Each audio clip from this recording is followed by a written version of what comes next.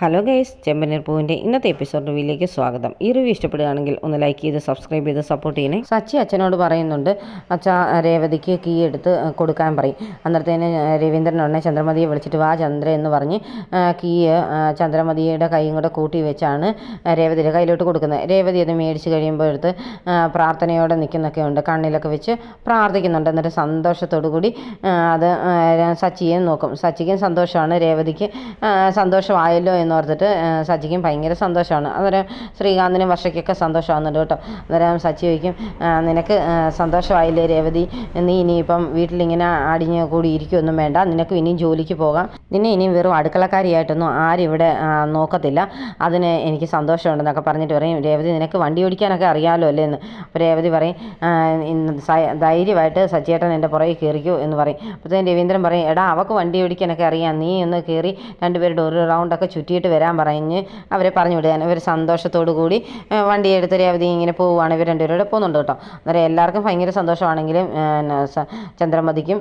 ശ്രുതിക്കും ഒട്ടും ഇഷ്ടപ്പെടുന്നില്ല. ശ്രുതിക്കാണെങ്കിൽ സങ്കടം മാത്രമേ ഉള്ളൂ. പിന്നെ രേവതി സച്ചിയും കൂടി ഇങ്ങനെ ഒരുപാട് ദൂരമൊക്കെ ഇങ്ങനെ പോകുന്ന കാണിക്കുന്നുണ്ട്. റൂമിൽ വന്നു കഴിയുമ്പോഴത്തേനും ശ്രുതിക്ക് അങ്ങ് സങ്കടമാണ്. ശ്രുതിയോട് പറയും, ശ്രുതി ഇവിടെ വന്നിരുന്ന് എനിക്കൊരു കാര്യം സംസാരിക്കാനുണ്ടെന്ന് പറയും. എന്താ കാര്യം നീ നോക്കിക്ക്, സച്ചിയാണെങ്കിൽ രേവതിക്ക് സ്കൂട്ടർ എടുത്ത് കൊടുത്തു, അതുപോലെ തന്നെ സച്ചിക്ക് രേവതി കാർ എടുത്ത് കൊടുത്തു. ഇവരെല്ലാം ഇങ്ങനെ ഓരോന്നെല്ലാം ചെയ്യുന്നു, ഞാൻ മാത്രമേ ഉള്ളൂ ഇങ്ങനെ ആരും സപ്പോർട്ട് ചെയ്യാനില്ലാതിരിക്കുന്നത്.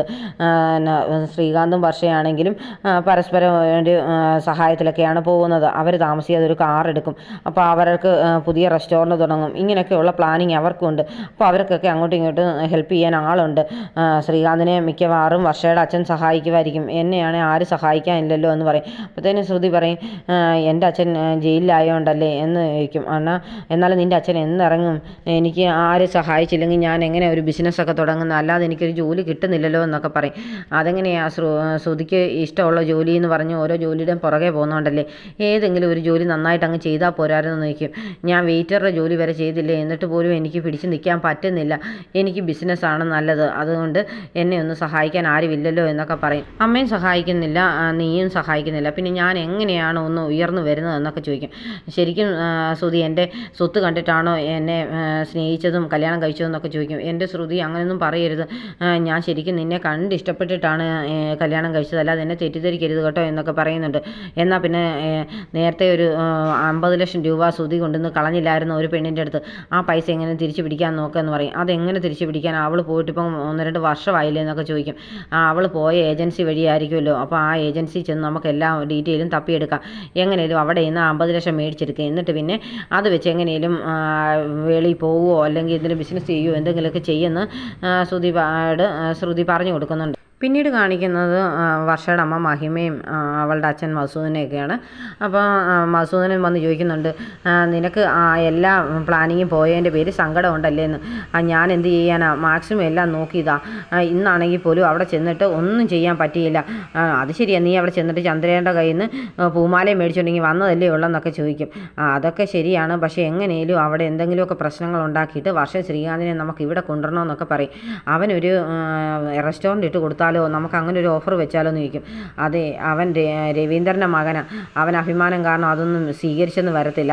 വർഷയാണ് നേരത്തെ ഇതൊക്കെ പറഞ്ഞ് കാണുമായിരിക്കും, പക്ഷേ അത് ശ്രീകാന്ത് സ്വീകരിക്കത്തില്ല. തൽക്കാലം നമുക്ക് ചന്ദ്രമതിയോട് പറയാം, ചന്ദ്രയാകുമ്പോൾ ആക്രാന്തം കാരണം അത് ചിലപ്പം ബഹളം വെച്ച് സ്വീകരിപ്പിച്ചെന്നൊക്കെ ഇരിക്കും. അതുകൊണ്ട് നമുക്ക് ശ്രീകാന്തിനെ വർഷം എങ്ങനെയും ഇവിടെ കൊണ്ടുവരിക്കണമെന്ന് പറയും.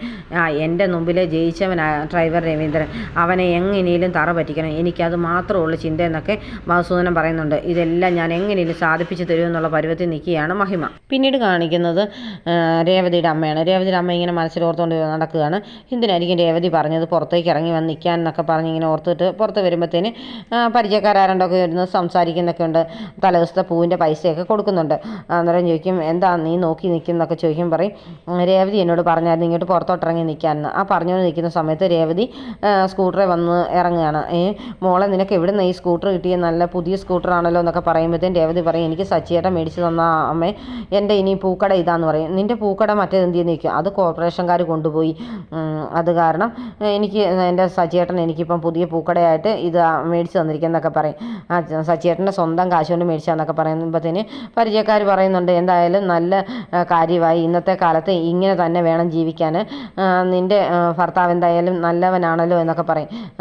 നിനക്ക് സമാധാനമായില്ലേ എന്നൊക്കെ ലക്ഷ്മിയോടും ചോദിക്കുന്നുണ്ട്. മകൾക്ക് നല്ലൊരു ഭർത്താവിനെ തന്നെയാണല്ലോ ദൈവം കൊടുത്തെന്നൊക്കെ പറഞ്ഞ് അവർ സന്തോഷത്തോടെയൊക്കെ പറഞ്ഞിട്ട് പോരുന്നുണ്ട്. തിരിച്ച് പിന്നെ ഇവർ രണ്ടുപേരുടെ നേരെ വീടിനകത്തേക്ക് കയറി വന്നിട്ട് അച്ഛൻ്റെ ഫോട്ടോയുടെ മുമ്പിൽ നിന്ന് പ്രാർത്ഥിക്കുന്നൊക്കെ ഉണ്ട് രേവതി.